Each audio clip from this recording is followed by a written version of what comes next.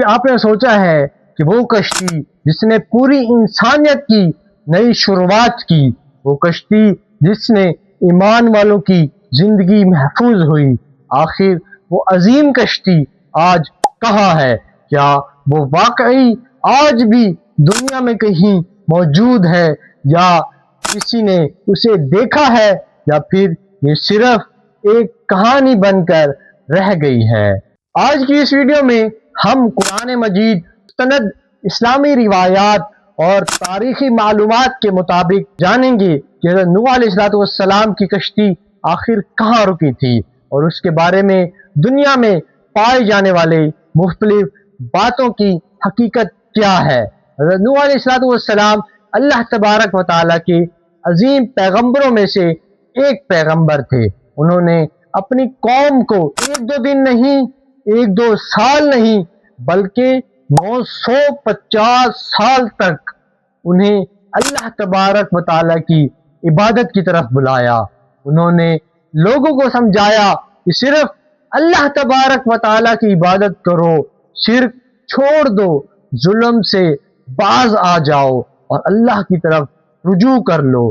لیکن افسوس، ان کی قوم ان کا مذاق اڑاتی تھی، انہیں جھٹلایا اور یہاں تک کہا کہ اگر تم سچے ہو تو وہ عذاب لے آؤ جس کی تم نے ہمیں دھمکی دی ہے۔ جب مسلسل نافرمانی اپنی آخری حد تک پہنچ گئی تو اللہ تبارک و تعالی نے حضرت نوح علیہ السلام کو ایک حکم دیا، ایسا حکم جس سے پوری اسلامی تاریخ بدل گئی۔ اللہ تبارک و تعالی نے فرمایا، ایک عظیم کشتی تیار کرو۔ سوچئے، چاروں طرف خشک زمین، دور دور تک سمندر کا نام و نشان نہیں، اور ایک نبی اللہ کے حکم سے ایک بہت بڑی کشتی بنا رہے ہیں۔ قوم کے لوگ روز وہاں سے گزرتے اور ہنستے تھے، وہ کہتے تھے، نوح کیا اب تم نبی ہونے کے بعد بڑھائی بھی بن گئے ہو؟ یہ کشتی آخر چلے گی کہاں؟ حضرت نوح علیہ السلام خاموشی سے اپنا کام کرتے رہے، کیونکہ انہیں لوگوں کی ہنسی پر نہیں، اللہ تبارک و تعالیٰ کے وعدے پر یقین تھا۔ پھر وہ وقت آیا جس کا وعدہ اللہ تبارک و تعالیٰ نے حضرت نوح علیہ السلام سے فرمایا تھا۔ آسمان کے دروازے کھول دیے گئے، بارش ایسے برسی کہ کبھی نہ دیکھی گئی تھی، زمین کے اندر سے پانی کے چشمے پھوٹ پڑے، دیکھتے ہی دیکھتے پوری زمین پانی سے بھر گئی، اونچے پہاڑ بھی پانی میں ڈوب گئے۔ حضرت نوح علیہ السلام نے اللہ کے حکم کے مطابق ہر قسم کے جانوروں کا ایک ایک جوڑا کشتی میں سوار کیا۔ ایمان لانے والے لوگ بھی کشتی میں سوار ہو گئے، لیکن ایک دل توڑ دینے والا منظر ابھی بھی سامنے تھا۔ حضرت نوح علیہ السلام کا اپنا بیٹا کشتی میں سوار ہونے سے انکار کر بیٹھا۔ حضرت نوح علیہ السلام نے محبت بھرے انداز میں اسے آواز دی، میرے بیٹے ہمارے ساتھ کشتی میں آ جاؤ، کافروں کے ساتھ مت رہو۔ لیکن اس نے جواب دیا، میں کسی اونچے پہاڑ پر چڑھ جاؤں گا، وہ مجھے پانی سے بچا لے گا۔ حضرت نوح علیہ السلام نے فرمایا، آج اللہ کے عذاب سے کوئی نہیں بچا سکے گا سوائے اس کے جس پر اللہ رحم فرمائے گا۔ اسی دوران ایک بڑی موج آئی اور باپ اور بیٹے کے درمیان حائل ہو گئی، وہ ہمیشہ کے لیے پانی میں غرق ہو گیا۔ پھر کئی دنوں تک کشتی عظیم لہروں کے درمیان سفر کرتی رہی، ہر طرف صرف پانی ہی پانی تھا، نہ کوئی شہر، نہ کوئی درخت، نہ کوئی پہاڑ، صرف ایک کشتی، اور اس میں سوار وہ لوگ جنہیں اللہ نے اپنے رحمت سے بچا لیا تھا۔ آخر کار اللہ تبارک و تعالی نے حکم دیا، اے زمین اپنا پانی نگل لے، اور اے آسمان اپنی بارش روک لے۔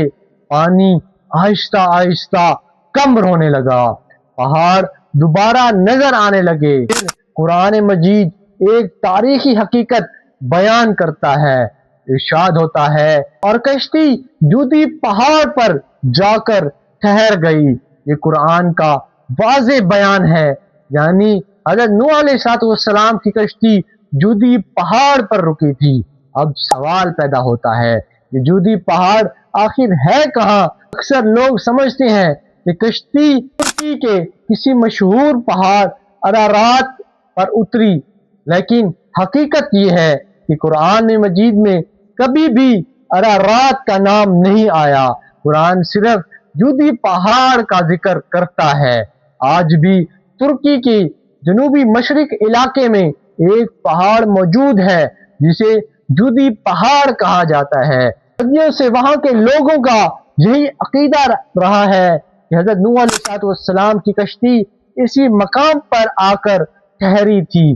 تاریخ میں کئی مرتبہ مختلف لوگوں نے یہ دعویٰ کیا کہ انہوں نے وہاں کشتی کے آثار دیکھے ہیں۔ کسی نے لکڑی کے بڑے بڑے ٹکڑے دیکھے، کسی نے عجیب و غریب تصاویر پیش کی، کسی نے کہا کہ برف کے نیچے کشتی موجود ہے۔ لیکن جب سائنسدانوں اور ماہرین نے ان دعووں کی تحقیق کی تو کوئی بھی ایسا ثبوت سامنے نہ آ سکا جس پر پوری دنیا کے ماہرین متفق ہوں۔ اسی لیے آج تک حضرت نوح علیہ السلام کی اصل کشتی دریافت نہیں ہو سکی، اور شاید یہی اللہ تبارک و تعالیٰ کی حکمت بھی ہے، کیونکہ اسلام میں ہماری بنیاد ایسی چیزوں پر نہیں ہوتی جنہیں لوگ بعد میں دریافت کریں۔ پھر ہماری بنیاد قرآن مجید پر ہوتی ہے۔ اگر قرآن نے بتا دیا کہ کشتی جودی پہاڑ پر رکی تھی تو ایک مسلمان کے لیے یہی سب سے بڑی اور سب سے مضبوط حقیقت ہے۔ حضرت نوح علیہ السلام کی کشتی صرف ایک تاریخی کشتی نہیں، وہ اللہ پر مکمل بھروسے کی علامت تھی۔ جب پوری دنیا نا امید تھی تب ایک نبی اللہ کے حکم پر کشتی بنا رہا تھا۔ جب سب لوگ ہنس رہے تھے تب وہ اپنے رب کے وعدے پر یقین رکھتا تھا، اور آخر کار کامیابی بھی اسی کے حصے میں آئی۔ یہ واقعہ ہمیں سکھاتا ہے کہ اگر پوری دنیا بھی آپ کا مذاق اڑائے لیکن اللہ کے راستے پر قائم رہیں تو انجام ہمیشہ کامیابی ہی ہوگی۔ اللہ حضرت نوح علیہ السلام کی کشتی ہمیں یہ بھی یاد دلاتی ہے کہ اللہ کا عذاب جب آتا ہے تو دنیا کی طاقت، دولت، پہاڑ، صوبے کسی کام نہیں آتے، صرف ایمان اور اللہ کی رحمت ہی انسان کو بچا سکتی ہے۔ اسی لیے حضرت نوح علیہ السلام کی کشتی صرف لکڑی سے بنی ہوئی نہیں تھی، بلکہ وہ ایمان، صبر، اطاعت اور اللہ پر کامل بھروسہ اور یقین کی ہمیشہ رہنے والی زندہ مثال تھی، اور شاید اسی لیے ہزاروں سال گزر چکے ہیں، دنیا آج بھی ایک ہی سوال پوچھتی ہے، حضرت نوح علیہ السلام کی کشتی آخر کہاں رکی تھی؟ اور اس سوال کا سب سے مستند جواب وہی ہے جو قرآن نے دیا ہے، وہ کشتی جودی پہاڑ پر آ کر ٹھہری تھی۔ انشاءاللہ ملیں گے نیکسٹ ویڈیو میں، تب تک کے لیے اللہ حافظ۔ السلام علیکم ورحمۃ اللہ وبرکاتہ۔